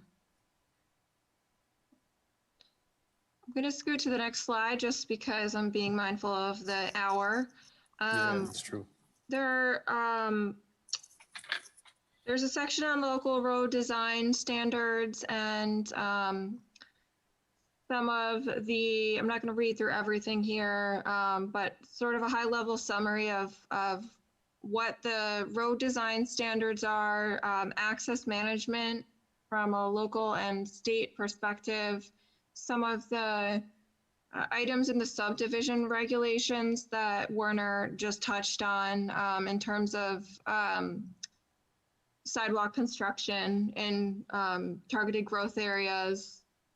And so I've tried to include a brief but complete summary of those items in the chapter. There is a section on access management, as I mentioned. These are all items that the state requires to be included in this plan. So I've laid out when a local permit versus a state permit is required to develop a driveway or an entranceway onto a public way. The subdivision regs kind of further refine access requirements based on estimated traffic volume. Just a quick question. Like in table 1112, which is taken out of the subdivision regs, does that kind of information have to be in the plan? My only concern is they can change those regs and then the plan, and then it's not accurate, Well, right? Well, I didn't include as much of the information in the water resources chapter, and we had sort of talked about including more specific Okay. examples of the regs. I don't know if we don't need word for word the entire regulation. It will change over time. Because they don't have to go to the town. It doesn't have to go and get voted on by the town. They can just make changes to the subdivision regs. Versus like if we were to change a land use ordinance, we'd have to go to town, get a vote and all that. But Right, so they this would could be just modify it. this would be like a snapshot in Yeah. time, unless it's updated, frequently Mhm. during small updates of the comp plan. Yeah. Yeah, I guess we could do that as well, that, because we did note that we could make updates to maps and tables and stuff in the plan periodically without sending it out. What do you think about that, Werner? Is he still there? So, yeah, sorry, I'm Yeah. having some wiring connection issues here. I just get concerned about having details in the plan that then become sort of obsolete. Yeah, no, I mean, I'll tell you that, the road, these widths, it's been a long time since those have changed. And so I don't necessarily see that table is going to change, anytime soon. Okay. But, you never say never, when it Yeah. comes to these types of things. And that is a danger whenever you start to reference, other documents that are, under a different board's, jurisdiction. Right. But I don't anticipate seeing these change, significantly. Okay.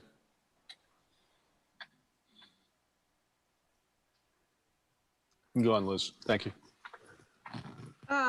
Conflicts and concerns, this section has some information on traffic count data, commuter trends, accidents, and there are quite a few items that I did want to discuss with all of you tonight, bottlenecks or particular concerns with different areas of town that get backed up. Hazardous areas, land or waterside marine transportation needs. That's one of the items that I'm hoping to get some input from the harbor master on. I'm not sure that we're going to get into all of those tonight, but those are some areas that I would like your input on and public input on, so that we can have a little bit more than just the traffic count and accident data in this section. There, as I mentioned, there is some of the crash data from the state. They have data from 2000 to 2020. There were 530 in Kennebunkport during this period. The map only shows crashes between 2014 and 2018. Fairly well distributed throughout town, with obviously a few more in the Dock Square area and near Goose Rocks. Is the crash defined as two cars hitting each other or going off the road, or? There are a lot of nuances in the crash data, and so I've included some tables and figures that describe the different types of crashes, but it doesn't necessarily have to involve more than one vehicle or going off the road. Yeah. So they have information on the number of crashes by posted speed limit, whether injuries occurred, and I think I had quite a few more tables in the in the chapter itself. Don't know if I have like the vehicle to vehicle lighting, traffic control, whether there are stop signs or curve warning signs, the time of day that accidents occur.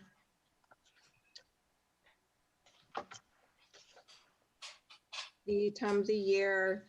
I believe that there is data on vehicle to vehicle. If that's something that you'd be interested in seeing, I can pull that out too. I wasn't sure if it's like a winter, somebody accidentally slides off the road, or if that's considered as a crash. It's interesting that 25 miles an hour, the lower speeds are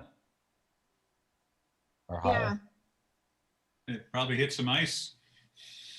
Or somebody not paying attention and slow speed and hits somebody from behind.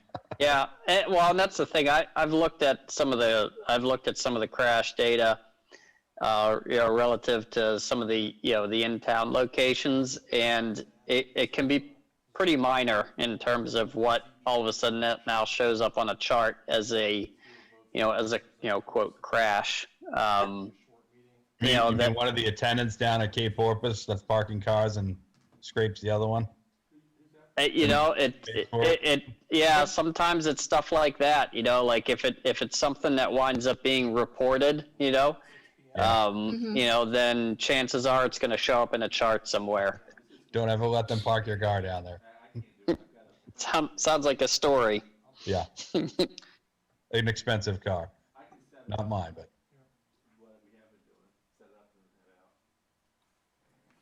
And this chart just shows the time of day with when crashes occur, with the peak crashes occurring around midday. When there are lots more cars in town. Yeah.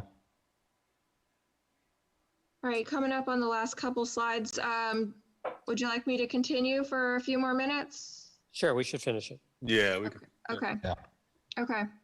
I'll try to go quickly here. So we have a section on sea level rise impacts to roadways and other potential climate impacts.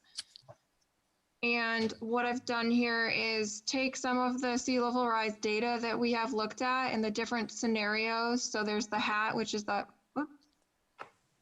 highest astronomical tide, plus these different sea level rise scenarios from 1.2 feet to 10.9 feet, and mapped out where different sections of the roadway become inundated under these different scenarios. And the table on the right, on the bottom corner, shows the number of feet that are impacted under these scenarios. So for example, under a 1.2 foot sea level rise scenario, about 5,856 feet of town road are impacted, 273 feet of state road and 731 feet of private road are impacted. And if you look at the map, the areas that are shown, for example, in the darkest green are they look fairly limited, but basically every layer adds on top of the previous layer. So if a segment is vulnerable under a 1.6 foot sea level rise scenario, then it's also going to be vulnerable under a 1.2 foot sea level rise scenario. Yeah. Yeah, makes sense. So that just sort of shows the spread of sea level rise onto roadways. And I mentioned in the chapter that this doesn't really show the full extent of impacts, because a lot of roads can become inaccessible because other adjacent pieces of roadway flood. And that's not really captured in this map. Oh, okay, sure. Other potential impacts of climate change are sea level rise induced groundwater rise, which we've touched on a little, and one of our guest speakers, Jane Knott, will go into detail on. This can cause impacts to the roadway condition and the pavements. Increased temperature can also have an impact on pavement longevity and maintenance. Increased precipitation can cause flooding and the need to upsize culverts and stormwater management, and can also lead to bridge repair, other maintenance costs, parking lot flooding. And I had posed a question about there being road closures due to flooding, and recently got some input from Paul, forwarded this image. From Paul, what was the date of this? Less than a week ago. Yeah. What Yeah. was the flooding date? Saturday? On Saturday. Saturday? Is that Saturday? Yeah. Very windy. Yeah, it was. Yeah. So, and I have a little bit of information from that email on roads that had flooded, Dyke Road, Kings Highway. I had some information from the previous or the current comp plan on flooding in the parking lot in Dock Square. But if there are other areas that you're aware of that do flood, we would definitely like to call those out in the plan. Yeah. Dock Square parking lot is one of them.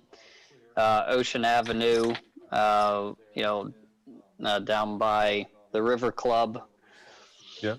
is another location. The Cape Porpoise, the Causeway, is another location. Was that flooded and- out last week too? I mean, like with those three, if one goes, or they're usually all around the same? That's right. Yeah, they all typically are about the same. The New Bedford Road, is that subject to flooding? Have you seen it? No, No. it's high and dry so far. No, that's a good thing. And Kings Highway used to flood, Warner, right by Dyke Road, and that was raised? That's correct. So the intersection of Dyke Road and Kings Highway, was reconstructed a number of years ago and was raised. It's built, to let stormwater go underneath the road and essentially come up in the ditch on the other side of the road, and then drain back out, whenever the tide recedes. But this intersection here, Paul, I think is a little bit further down, that hasn't been elevated. Right, because currently you could go down New Bedford if you lived on the west end. Right. There were many times when people couldn't get to their houses at all, but now you can go New Bedford Road and around. Yep. Great, thank you. I will add those locations in. The last few slides here, I'll just skim through quickly, are just a summary of what the state requirements are. The goal is to plan for, finance, and develop an efficient system of public facilities and services to accommodate anticipated growth and economic development. The analyses in the chapter reflect what the state would like to see.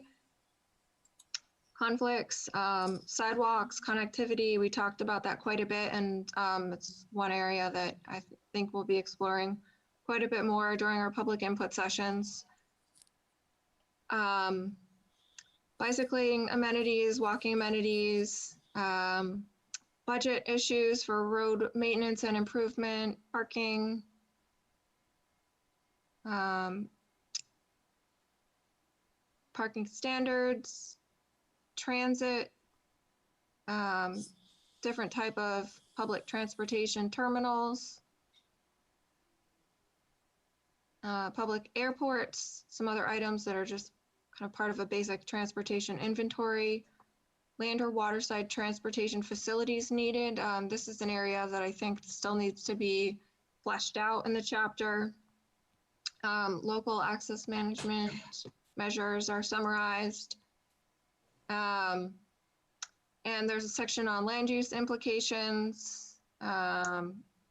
We talked a little bit about the pavement widening, and I will add that data in and a section describing those regions of town that do have widened roads, and note that the general purpose was to make them more friendly for cyclists. Mhm. And pedestrians.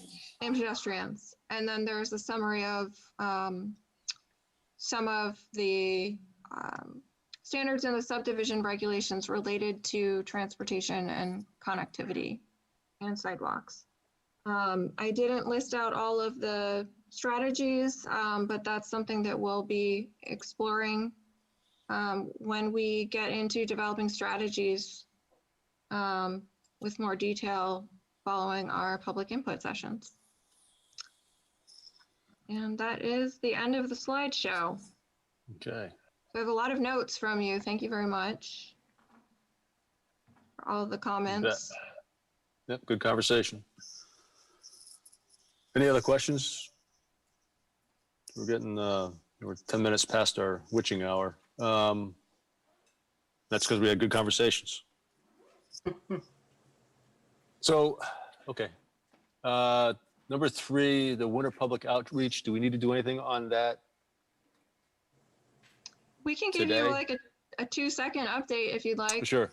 Why don't you do that? So we put together a SurveyMonkey survey that's available through the project website. I put a post on Instagram, and we'll continue to post survey results intermittently. We had discussed leaving the surveys open, but we'll put intermittent results up on the website for folks who are interested. And we're working with Werner to get a post on the town's website and out to some of the listservs that we had talked about at our last meeting. Okay. So I can pull the survey up if you're interested in looking at it. And if not, we can send out the link. Yeah, why don't you send the link out? Okay. Yeah, and if anyone can has any take- comments, we'll get right back to you. Yep, absolutely.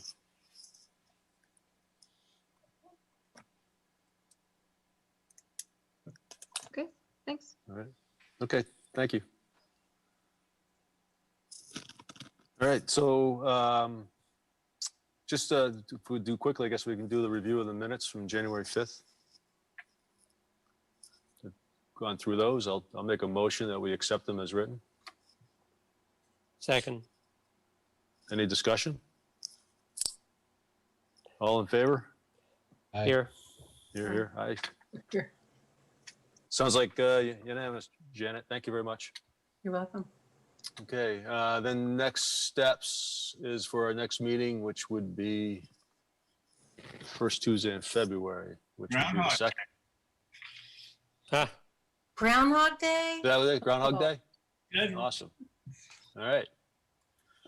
So February 2nd, and we do a review of chapter 13. Is there any further follow-up you want from us on this transportation one? You did kind of allude to that, Liz. You'd like some more feedback on. I think that there's a couple items that I have. I'll be reaching out to Public Works. I'll touch base with Werner as needed for GIS and other related questions. Okay. But I think that Tom and I will chat about potential mini survey questions, but I think some Okay. of these issues are prime topics for some more intensive public input. Okay. Very good. Mhm. So public facilities and services, that'll be the next one. That's what's on the agenda. Yep. You'll have a draft in about a week or so. Okay, great. Okay. Any other business? Nope, just want to apologize for being so late. Ah, no problem. Not a problem at all. Okay, the only thing we got to add, and I sent you, Werner, a note. We had a little chat. I think we should bring that up as an agenda item for next time to at least review that, the document on. Yeah, so what, Yeah.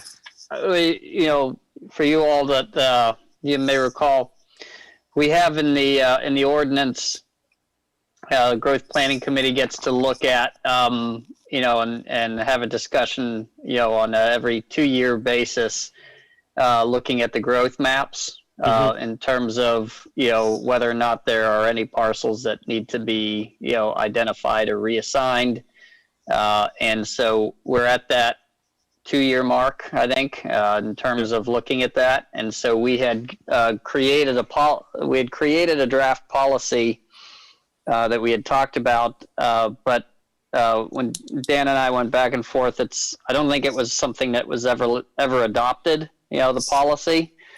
And so that's something that we should revisit and then, make a decision on whether or not we want to, spend some time just kind of going over the growth area maps. Yep. So, Yeah, so if you yeah. could send us that policy again, send that Yep, out to everybody, yeah. and we can look at it and then review it and decide whether we want to adopt it as written or make any changes to it. Yep. And then we can put a request in, if we approve it, put a request in to get the information we need to do an evaluation of whether we need to make any changes, which is appropriate to look at. Yep. Okay. All right, so can you have that added to our agenda for me? Thanks. Yep. Okay, so appreciate everyone hanging in there an extra 15, 20 minutes. I'll take a motion, Jim. You still there? Is he gone already? Is he gone already? I forgot how to say it. Oh, You got it down pat. Hearing no further There you go. business, I'll entertain a motion to adjourn. There we go. Well, Second. All right, all in favor? yeah. Aye. All right, thank you all. good night, everyone. Good night. Everyone. Thank you, Tom. Bye. Thank you, Liz.